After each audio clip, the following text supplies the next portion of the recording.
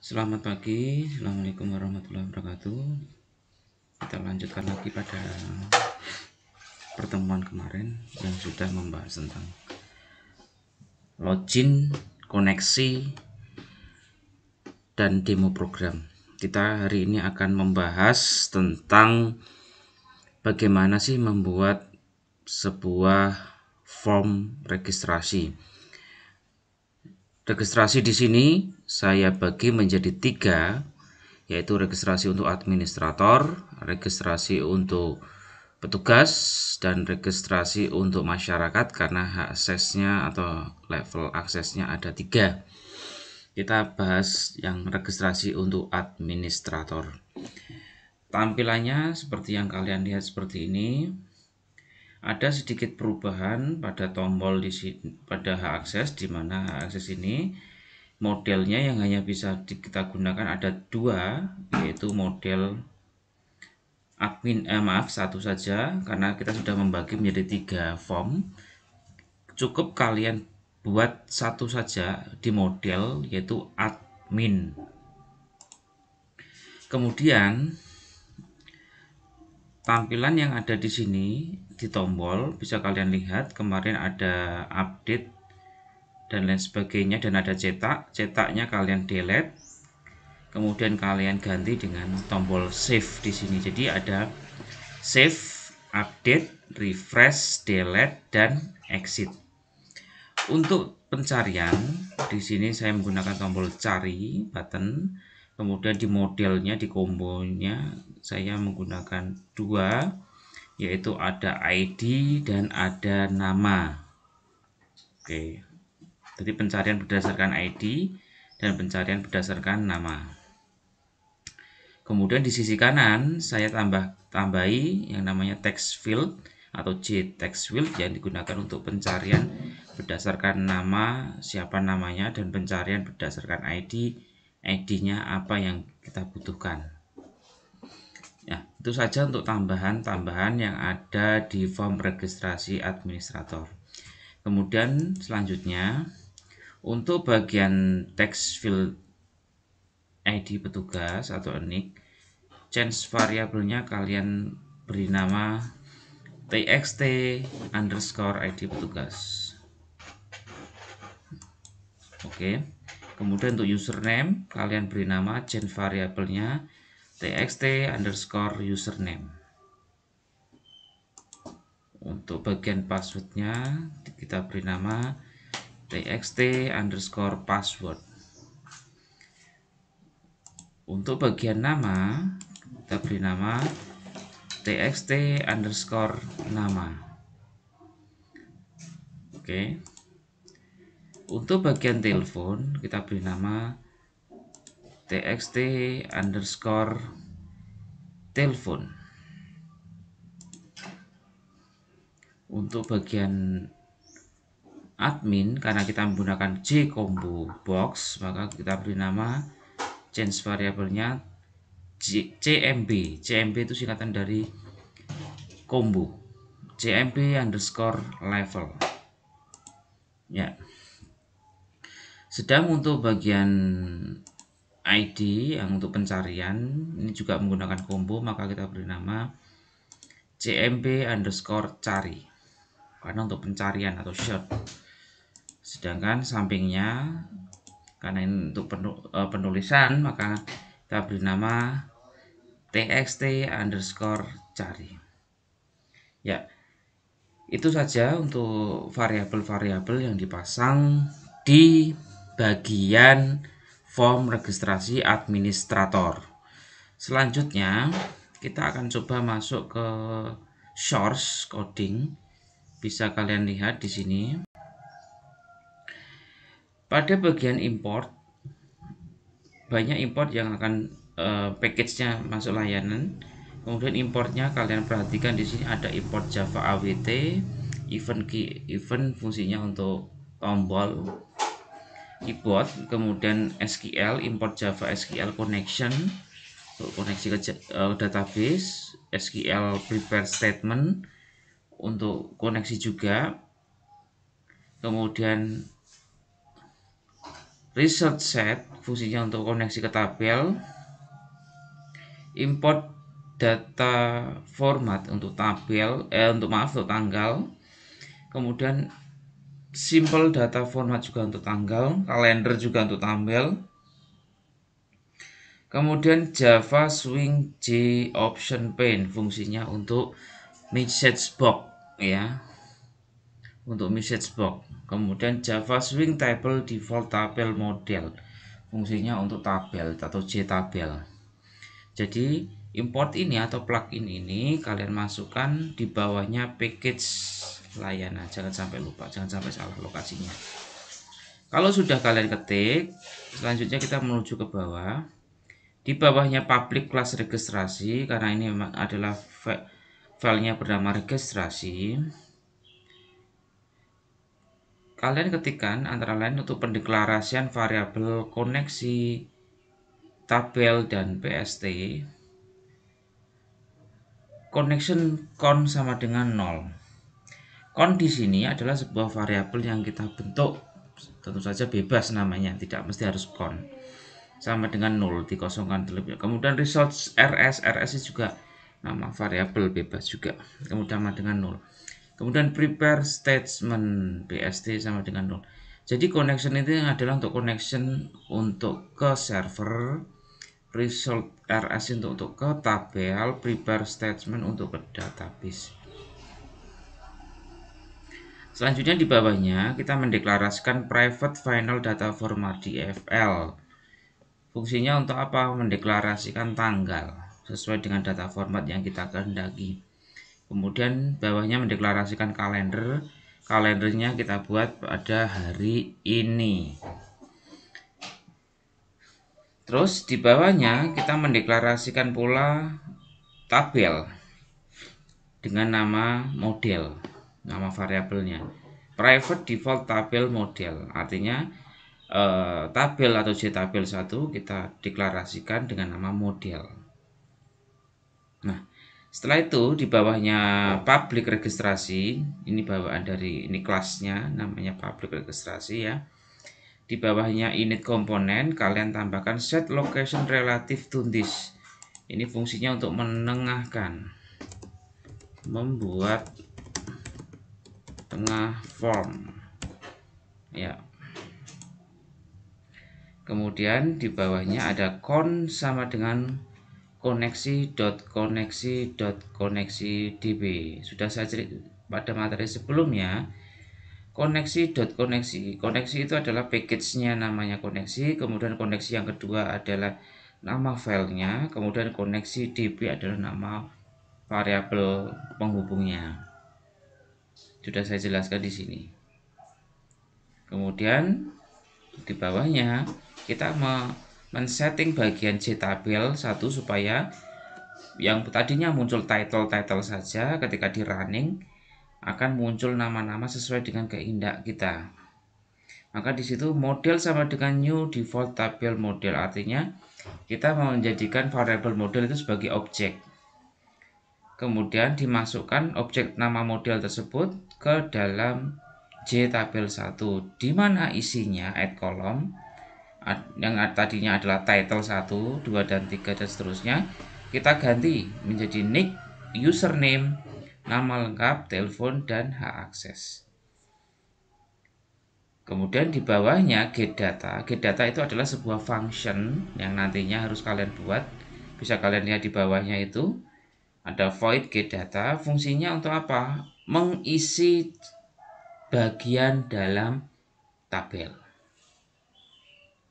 Makanya setelah kita tutup dengan kurung kurawa, maka kita buat function namanya void get data. Berarti void itu adalah function yang tidak mengembalikan nilai. Kemudian kalau prosedur adalah function yang mengembalikan nilai, ada returnnya. Biasanya untuk hasil pengolahan data, misalnya perkalian, pembagian dan seterusnya. Nah, isinya get data apa? Isinya get data adalah objek model, kita masukkan pengambilannya secara vektor dan menghapus bagian-bagian elemen yang masih kosong, artinya dinulkan, dikosongkan dulu. Kemudian objek model mengambil data dari database dengan teknik variable data change.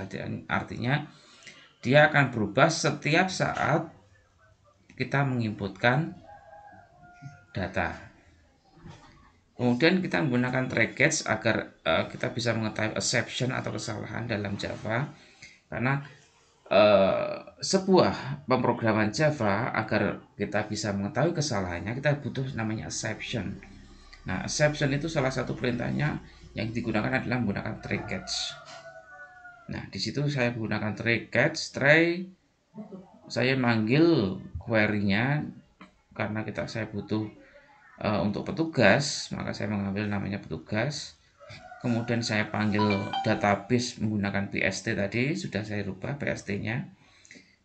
Kemudian RS itu tabelnya, kemudian di-query-kan menjadi execute query. Kalau di pemrograman web namanya MySQL query. Kemudian saya tampilkan di dalam tabelnya itu, agar tampilnya berulang kali, maka saya menggunakan perulangan while. Yang diulang apa? Data tabelnya, data recordnya. Karena ada 5 judul di atas, maka saya memesan array sebanyak 5 array penyimpanan. Nah, perintahnya adalah objek array obj. Lah itu bentuk kurung siku itu adalah sebuah perintah untuk membentuk sebuah array. Nah, arraynya adalah masih array satu dimensi, bukan array multidimensi. Nah, di dalam array-array itu apa saja isinya? Oh, ternyata adalah ID petugas, username, nama, telepon, dan level. Kemudian dimasukkan ke dalam objek atau row model tadi, sehingga masuk ke dalam tabel. Itu adalah get data. Kemudian catch-nya di situ adalah jika tidak muncul, maka akan muncul pesan error. C option message dialog. Kemudian void pilihan. Pilih data ini adalah sebuah function juga. Kalian harus membuat kurung buka, kurung tutup di sini. Pilih data ini fungsinya nanti adalah digunakan dalam proses update data. Sangat penting sekali. Karena apa? Kita harus menyorot pada bagian data yang akan kita update dan bagian data yang akan kita delete. Maka di sini saya menggunakan sebuah perintah memasukkan get selected row, artinya memilih salah satu baris yang saya masukkan ke dalam variabel bernama i dengan tipe data integer. Kemudian dari i tersebut akhirnya saya gunakan secara berulang ke dalam field txt id tugas, sehingga ketika saya sorot dia akan muncul ke field atau ke dalam sebuah tool yang bernama txt id petugas atau text fieldnya, txt username, nama, dan cmp level. Itu fungsinya untuk pilih data.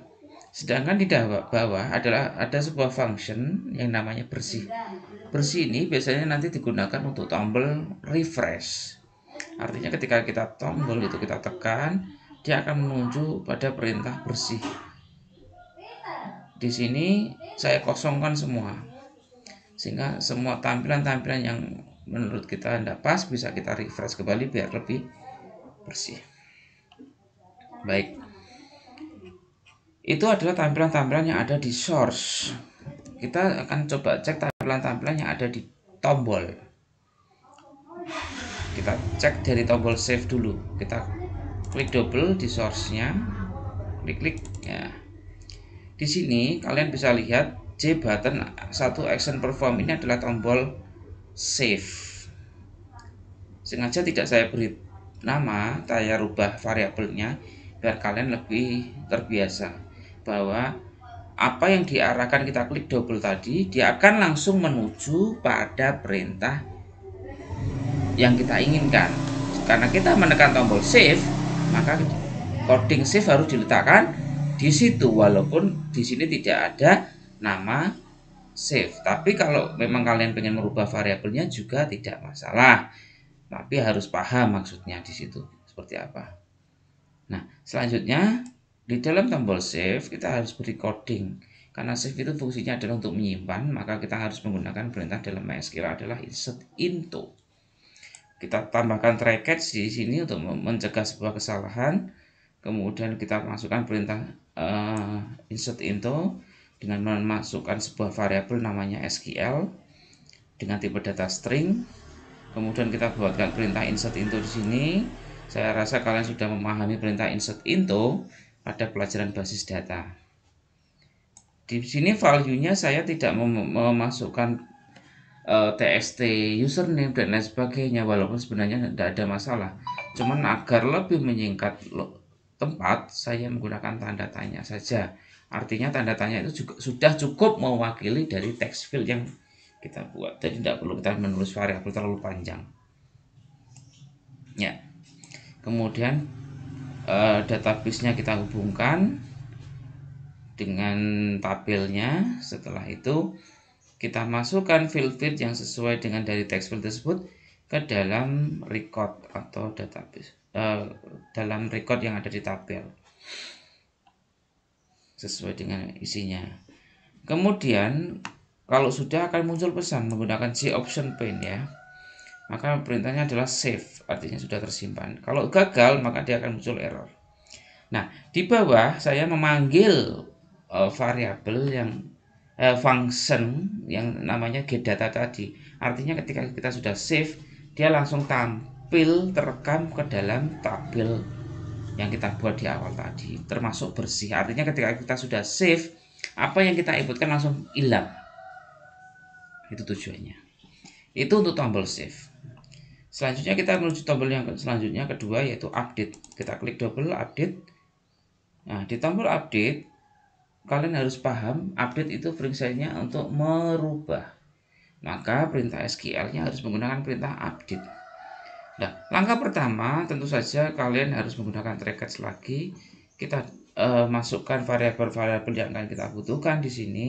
Misalnya saya rubah menjadi ID petugas, nama, username, password, dan level. Walaupun tentu saja tidak dirubah juga tidak masalah. Tapi lebih baik dirubah biar untuk mewakili, biar tidak terlalu panjang codingnya. Selanjutnya kita panggil di sini string SQL, variabelnya saya beri nama SQL lagi. Kemudian update petugas set ID petugas. Saya yakin ini juga sudah diajari perintah untuk mengupdate di perintah DDL pada pelajaran basis data, sehingga tidak kesulitan saya yakin pada kalian. Kemudian variabel yang tadi yang sudah kita dimasukkan di sini dengan tanda petik 1, petik 2, tanda plus, baru kita masukkan variabelnya. ID petugas, nama, dan seterusnya sampai kemudian where ID petugas sama dengan ID petugas titik petik 2 petik 1 petik 2 titik koma. Jangan lupa, jangan sampai salah pada bagian petik. Diawali dengan tanda petik 2 petik 1, ditutup dengan petik 1 petik 2. Oke, sampai sini udah paham ya. Kemudian kita query-kan di sini, dieksekusi. Kemudian ada pesan dari C option pane, update sukses, dan apabila gagal nanti akan muncul pesan error. Kemudian apa yang sudah kalian update tadi kemudian di get data, kan ada function get data, fungsinya biar merekam ulang pada tampilan yang ada di tabel C tabel tadi. Kemudian bersih itu mengisi apa yang sudah kita dibersihkan. Itu untuk tombol tabel. Selanjutnya kita menuju tombol ketiga, yaitu refresh. Refresh isinya hanya bersih dan get data saja. Artinya refresh ini membersihkan kalimat-kalimat yang tidak dibutuhkan. Kalau misalnya ada pengetikan pada input datanya dan salah, baru kita refresh, kita bersihkan. Jadi perintahnya cukup dua ini saja, bersih, function bersih dipanggil, dan function get data dipanggil. Oke, itu refresh. Selanjutnya ke tombol keempat, yaitu delete. Pada tombol delete, apa yang ada perintah di dalamnya? Pada tombol delete ini adalah perintah untuk memastikan bahwa data yang akan kita delete itu benar-benar data yang tidak dibutuhkan, maka di sini akan muncul pesan C option so confirm dialog, apakah benar-benar dihapus, kemudian pilih yes atau no option. Itu saya masukkan ke dalam variabel yang bernama P dengan tipe datanya integer. Kenapa harus integer? Karena ketika saya menggunakan kondisi if apakah P sama dengan 0, artinya apa? Artinya jika 0 itu benar-benar kondisi harus dilaksanakan. Tapi jika P sama dengan 1, maka kondisi itu tidak boleh dilaksanakan. Artinya kalau 0 itu berarti harus di delete. Tapi kalau 1 tidak boleh di delete. Kemudian track catch-nya di situ mulai proses query dimasukkan di sini menggunakan PST itu database-nya, kemudian dieksekusi dan muncul pesan setelah itu adalah delete menggunakan C option pin. Jika gagal, maka akan muncul pesan error. Dan kemudian akan di bawahnya ada perintah function lagi get data dan bersih. Fungsinya apa? Data-data yang sudah kita hapus akan ikut terekam lagi. Dan isi yang kita hapus bisa kita bersihkan. Itu untuk tombol delete. Selanjutnya kita menuju tombol kelima, yaitu exit. Exit yaitu sebuah tombol yang difungsikan untuk keluar dari form registrasi administrator. Perintahnya cukup simple ya, dispose kurung buka kurung tutup. Itu adalah perintah yang digunakan pada exit. Selanjutnya kita ke tombol yang ke-6. Tombol ke-6 ini adalah tombol pencarian data. Pada proses pencarian data bisa kalian lihat di sini. Di sini kita memvariabelkan SQL yang kita kosongkan terlebih dahulu. Kemudian karena berhubungan dengan tabel, maka kita panggil lagi model getVector dan data di tabel tersebut. Setelah itu kita mulai proses pencarian. Saya masukkan track catch di sini lagi. Kemudian proses pencarian kalau menggunakan combo itu berdasarkan indeks. Kalau 0, 1, 2 dan seterusnya. Artinya apa?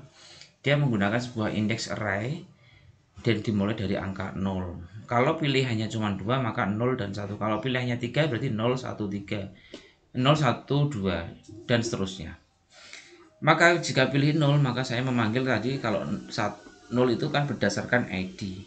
Maka select bintang from where ID petugas like. Ingat perintah like di bahasa mata pelajaran basis data like itu fungsinya itu memanggil awalan dan akhiran. Jika proses persennya letaknya di depan, maka yang dipanggil adalah akhir. Jika persennya di belakang, maka yang dipanggil adalah awal. Tapi karena persen ini saya letakkan depan dan belakang, berarti dicari secara keseluruhan. Oke. Kemudian untuk pilihan yang kedua atau indeks yang nomor 1, maka select bintang from nama petugas, select nama yang kita cari. Artinya kalau nama saya Arif Sulistyo, kalau saya ketikkan Sulistyo juga bisa, saya ketikkan Arif juga bisa karena menggunakan persennya saya letakkan depan dan belakang. Oke. Kemudian kita query, kita eksekusi query-nya, kemudian akan kita panggil, akan muncul lagi dengan perulangan agar apa yang kita cari bisa ketemu. Oke. Di sini saya menggunakan while dan menggunakan array obj sebanyak 5. Mungkin bisa dikopikan dari atas kalau memang sama. Kalau enggak ya dikopikan terus diedit. Di sini kalau arraynya sama dengan 5, maka kalau dimulai dari 0 maka sampai 4. Seperti itu. Kemudian model add row sama dengan obj. Dan akhirnya kalau gagal maka C optionnya akan muncul pesan error. Baik. Itu adalah tampilan dari semua yang ada di form administrator. Terus bagian propertiesnya apa saja yang harus kalian pahami? Yang pertama di bagian propertiesnya yaitu kita klik di bagian form, nanti akan ada kotak warna kuning atau oranye ini ya. Kemudian di bagian default course operation kalian pilih dispose ya. Ingat-ingat pilih dispose. Selanjutnya untuk title-nya kalian beri nama registrasi administrator. Itu title ini bagian dari atas, di bagian atas. Terus tidak ada lagi yang berubah, semuanya baik-baik aja. Selanjutnya disimpan, di save, Ctrl S boleh. Ya, itu untuk form masyarakat. Terima kasih.